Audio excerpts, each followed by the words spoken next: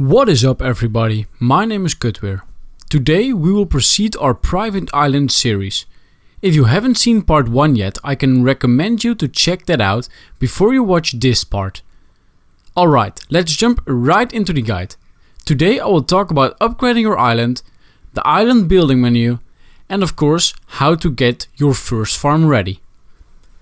Upgrade your island. If you haven't bought your island yet, please watch part 1 of this series and I will explain where you can buy your first island. The first thing you need to do before you can start farming is upgrading your island to level 2, if you haven't done this already. This will cost you 18,750 silver, because this upgrade will give you your first farming plot. As you can see in this slide, the higher level your island is, the more farming and building plots you will receive. As you probably already noticed, there is a maximum of 5 farming plots available on your island. But what many people do, they make an alt account and also buy and upgrade an island on that account. So they have 2 private islands to farm on. The build menu. As you can see in this picture, at the left side is the build menu. You can access this menu by pressing the B hotkey on your keyboard. Once you enter the build menu, you will see 4 different categories. Economy.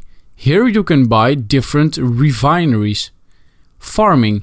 Here you can buy farms, gardens and pastures. Military. Here you can buy crafting stations. Houses. Here you can buy your first house. Your first farm. As you can see on this left picture, your farm plot will look like this. This one is unusable. First, you need to place a farm on your plot. You can do this in the build menu and I mentioned in the previous slide. After you place a farm on a plot, it will look like the picture on the right. The vendor.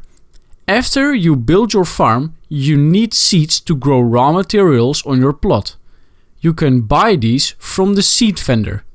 The vendor will stand next to your first farming plot.